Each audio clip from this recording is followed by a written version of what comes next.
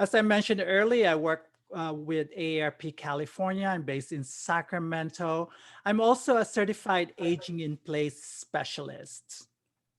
I look forward to facilitating today's conversation about 6 pillars of brain health. Please note this workshop again is being recorded. Before we begin, we have few ground rules. First, let's share the floor so everyone gets an opportunity to talk. We can learn from each other. Please feel free to use the chat room if you have any comments. If you just want to give me a kudos, or a high five, feel free to use our emoticons or our chat room. And please utilize the mute button during the call. And most of all, this is a judgment-free zone. I want to share a disclaimer that this session is intended to be informational and educational and does not constitute medical advice, diagnosis, or treatment. You should always seek the advice of a physician or other qualified healthcare provider regarding your personal health and before beginning or changing any treatment, activity, program, or dietary plan. AARP is not responsible for the consequences of any decisions or actions taken in reliance upon as a result of the information provided during this event. I am not a medical expert and I cannot provide specific advice or recommendations, but hopefully the information we cover today will help you make informed decisions on how to lead a healthy lifestyle. Now, let's start with some good news. Everything we start with good news. Until recently, the prevailing scientific wisdom held that the human brain was pretty much fixed early in life. Experts believed that at birth, our brains had all the cells that we were ever going to have. I'm not a neuroscientist or a medical doctor, so I'm not going to go into the structure of the brain or how it operates. But what I share with you today is based on research. And the good news is that regardless of age, our brain is constantly changing and can make new nerve cells. The best part is that we can do a lot to take charge of our brain health and improve our quality of life. Now, experts say that only about 30% of physical aging can be traced to our genes. The rest is up to us. Now, based on current brain research, vetted for you by AARP's Global Council on Brain Health and our work for staying sharp, we identified 6 pillars of a brain healthy lifestyles. During the conversation, we will discuss these 6 pillars of brain health. Number 1, of course, is engaging your brain, learning new things. Number 2 is being social, is stay socially engaged. Ongoing exercises, be very active. Eat right, eat a brain healthy diet. Restorative sleep, sleep better to enjoy the benefits of the sleep. Managing your stress, addressing the mental and physical effects of stress. Now, there are significant trends today that make it particularly important to stay sharp and maintain a memory. First, life expectancy is increasing, and needless to say, we'll want to be in good health to enjoy those extra years and experiences we find in them. A second and important trend is that people are rethinking retirement and redefining the whole notion of traditional retirement. Many people will decide to continue their careers or start new ones, either because they want to or because they must for economic reasoning. Since we are living longer, the prospects of skyrocketing healthcare costs give us an additional incentives to live as healthy as we can for as long as we can. Finally, the current brain research shows that we can grow new brain cells throughout our life and how a brain healthy lifestyle can optimize our chance of maintaining cognitive health.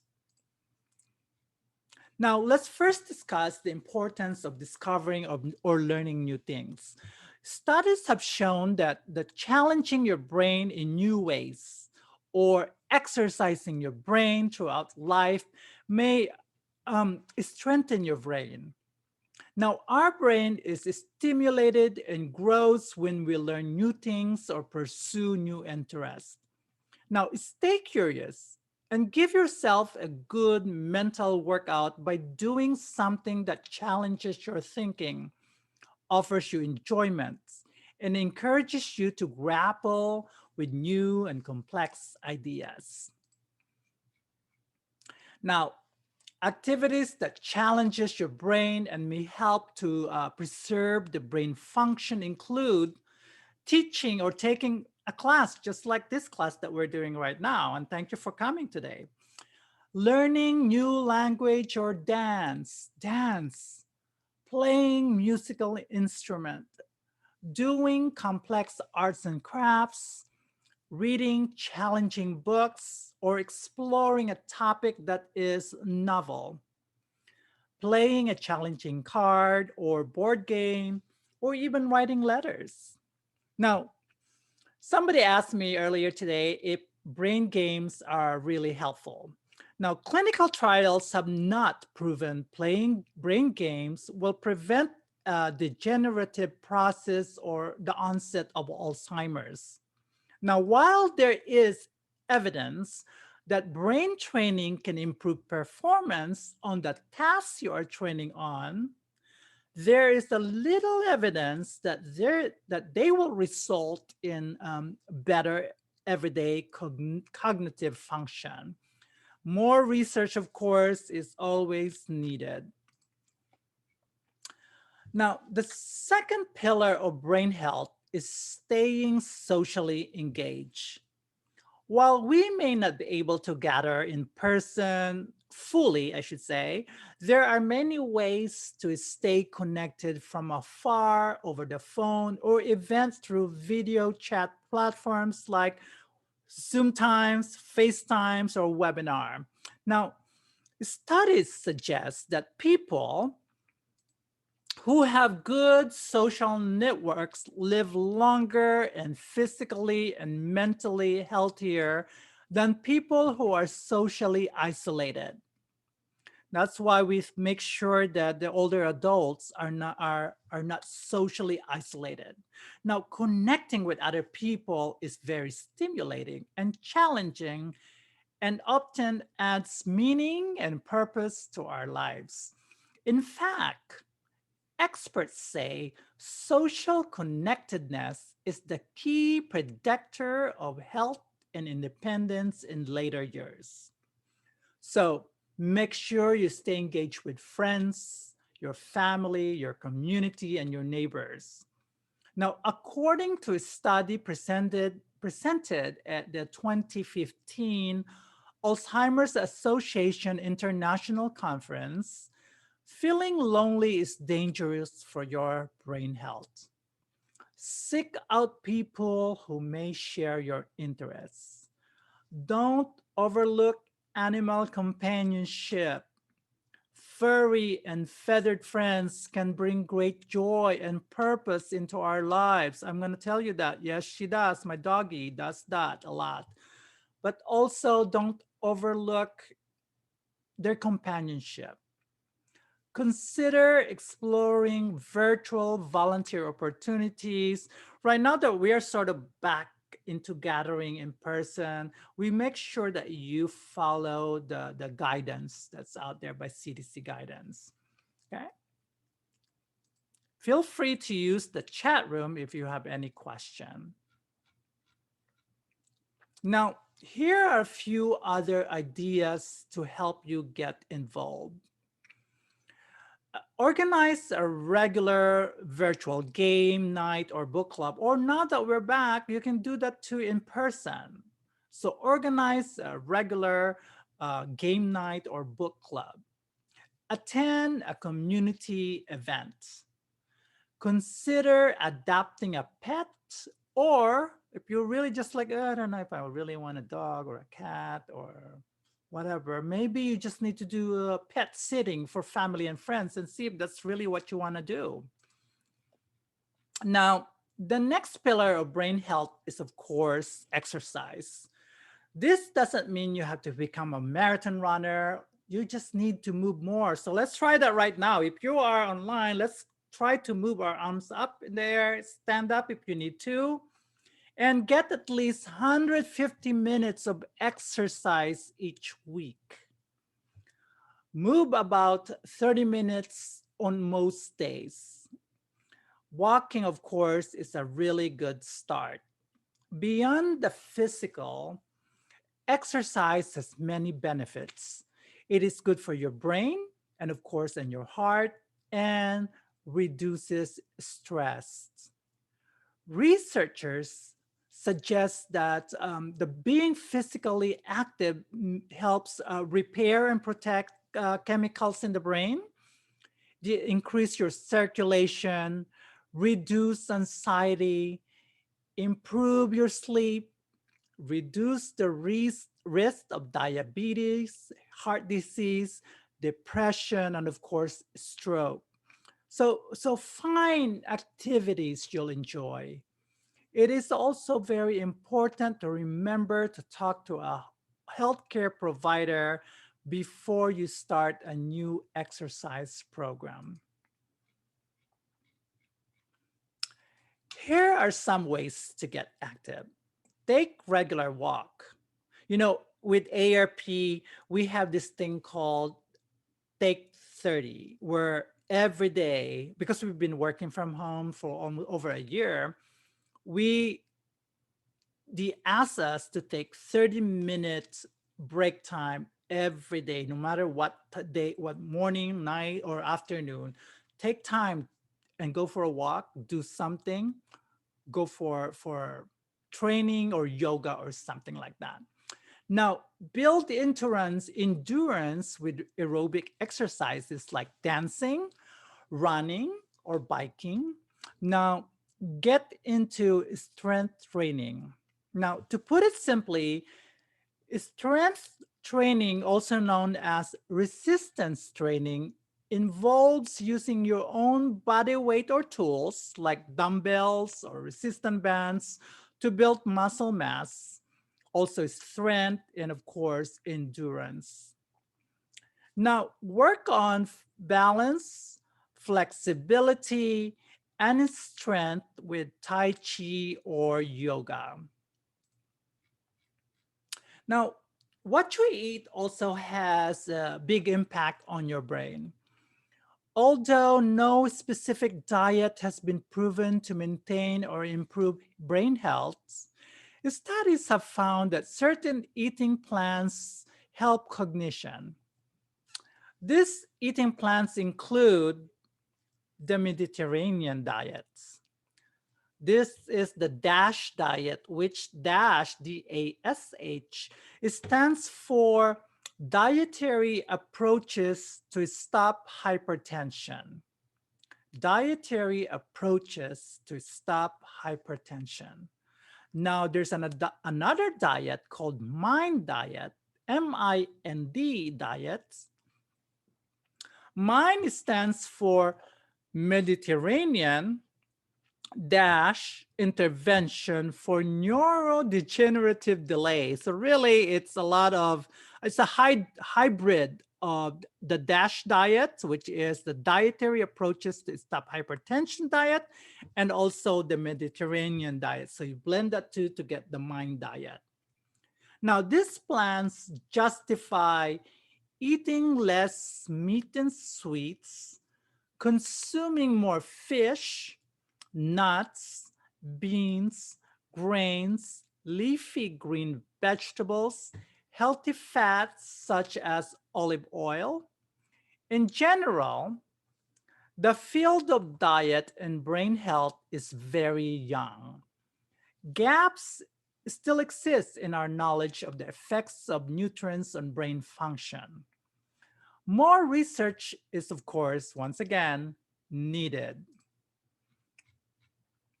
Here are some examples of brain healthy foods to add to your diet. Serve your plate with vegetables like kale, spinach, and broccoli. I love all of those. Now, eat whole berries, fresh, of course, or frozen or canned are all okay. So usually, in California, we get a lot of fresh fruits and vegetables. So I always buy them.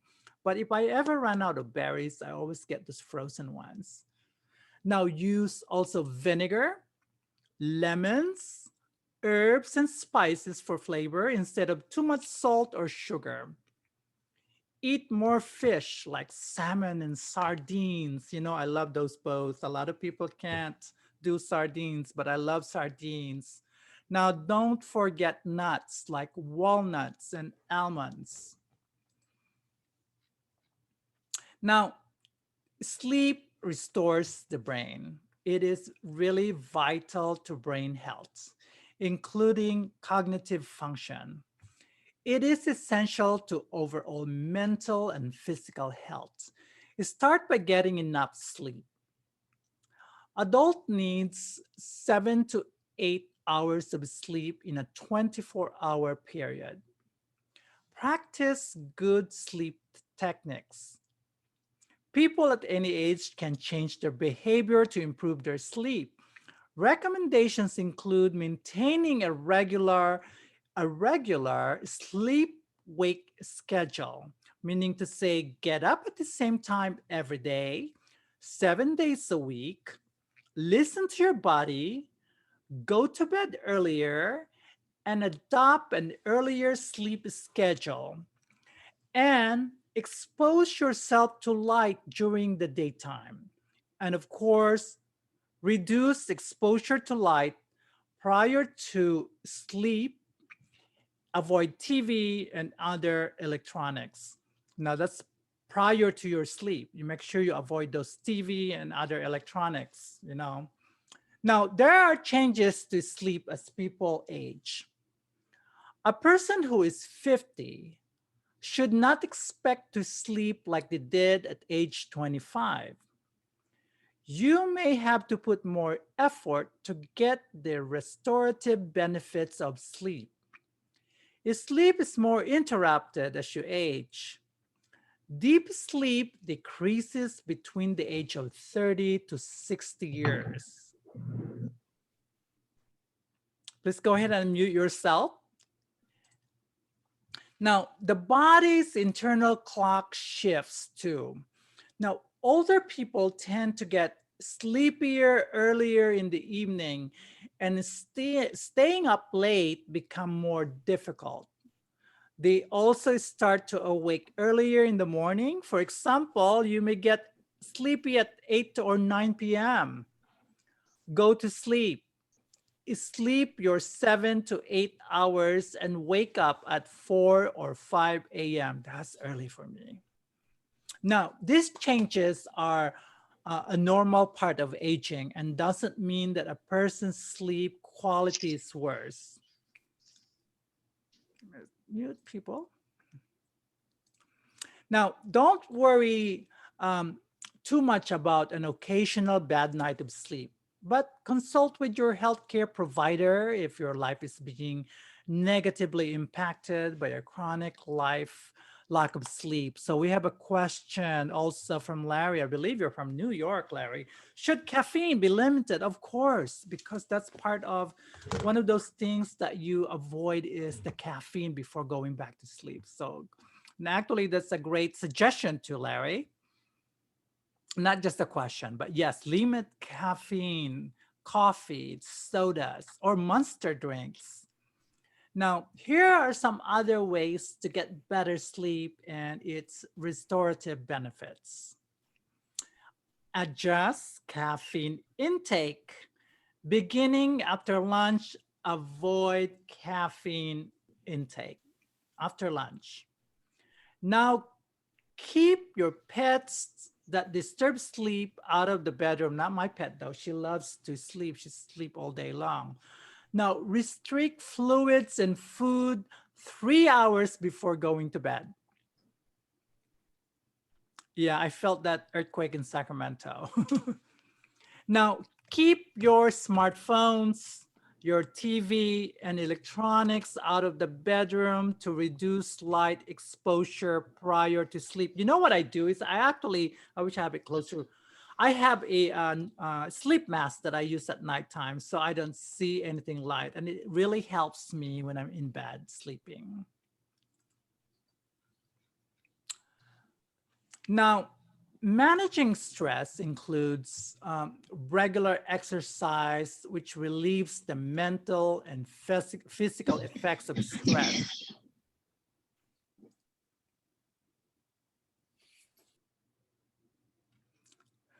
Smiling and laughing releases hormones and brain chemicals to balance the effects of stress. Distracting yourself with music or reading can shift you away from repetitively going over the same issue or problems. Seek out green spaces, meaning to say, spend time outdoors if possible to regularly appreciate in the nature and enjoying the nature. Now, if you live in a community that has issued a stay-at-home order, which we're sort of out of it like right now, make sure you check your local rules on spending time outdoors, okay?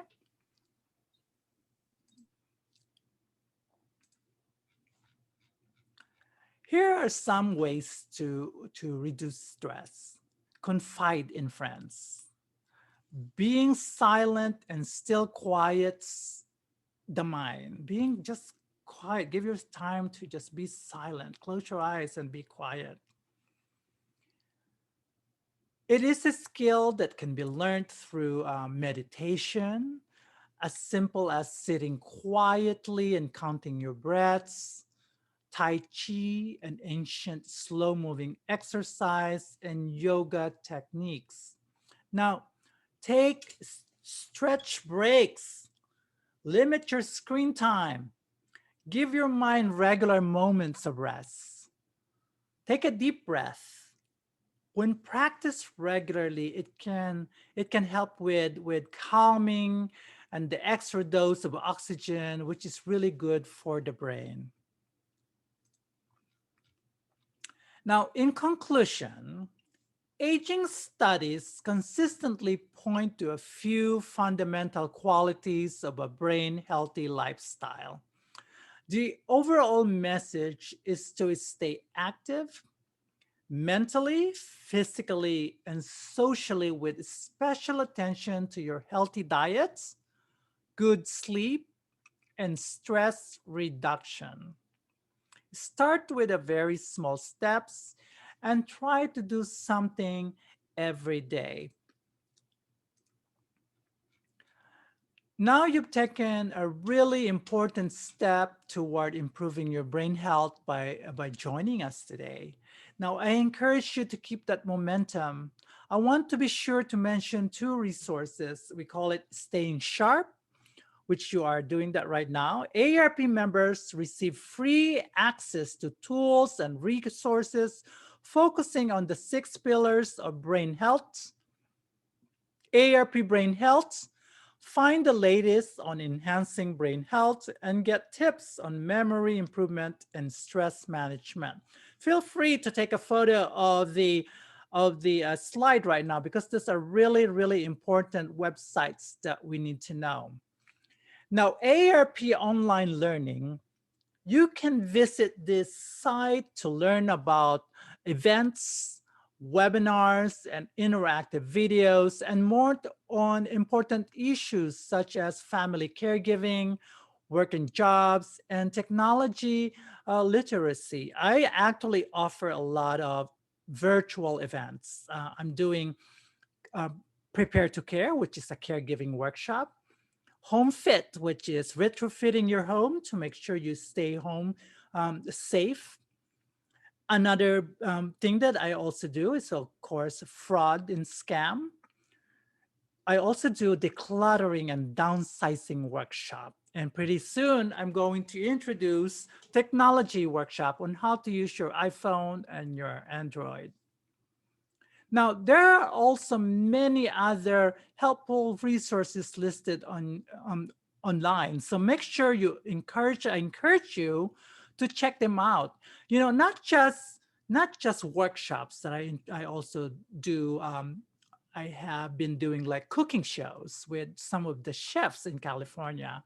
I just recently did a sushi demonstration with a master chef. Um, Japanese owner in Sacramento, and another young lady who is a chef, Filipina chef, who did a how to make lumpia and pancit, which is that noodle. So we're gonna do another one soon in the month of September and also in November on cooking show. Now, explore the resources, information, and assessments on AARP's Staying Sharp page at stayingsharp.aarp.org. This, we have come to the end of our presentation today. So if you have any question, please feel free to go ahead and unmute yourself and ask a question. But we have a question in the chat room. Somebody said, are your cooking shows recorded and accessible to AARP members? Of course they are. So I just did the Filipino show as well as the sushi. And so if you are I'm not sure if you participate. If you did not participate on that one, please go ahead and email me I'm going to send you the email address. So you can reach out to me for any questions that you have regarding videos that were created or for any upcoming events. So my contact information is ritualo@aarp.org. I also sent you an email today and this week with my email address. So you should have that already with you. Thank you, Margaret. Any other comments? Did you enjoy the workshop today? So feel free to give me a comment if you'd like.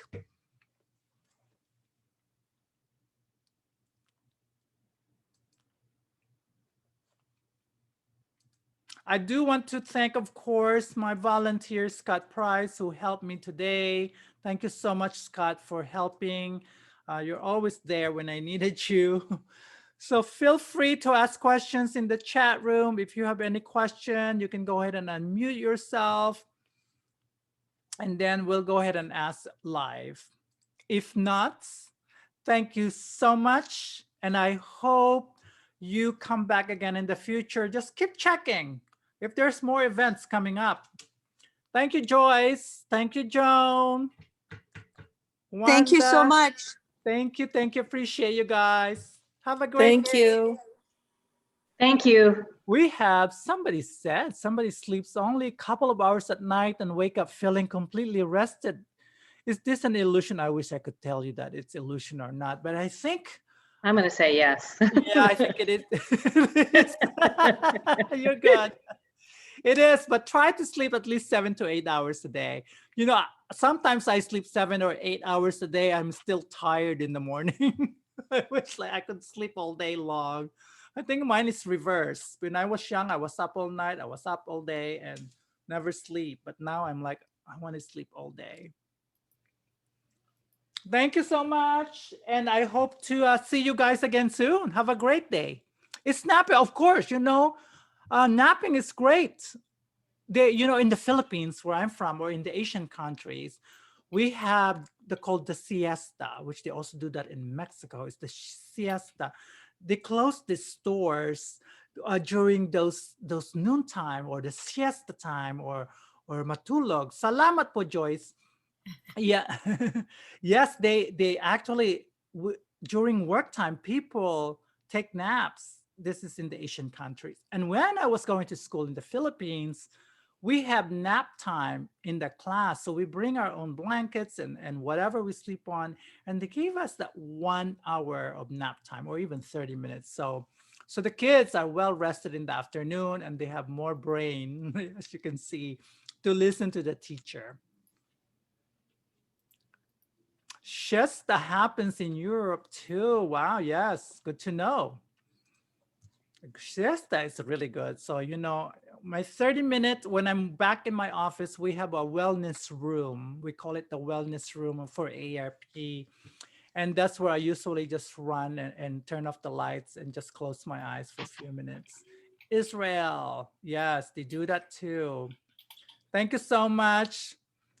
PSM Mason, thank you.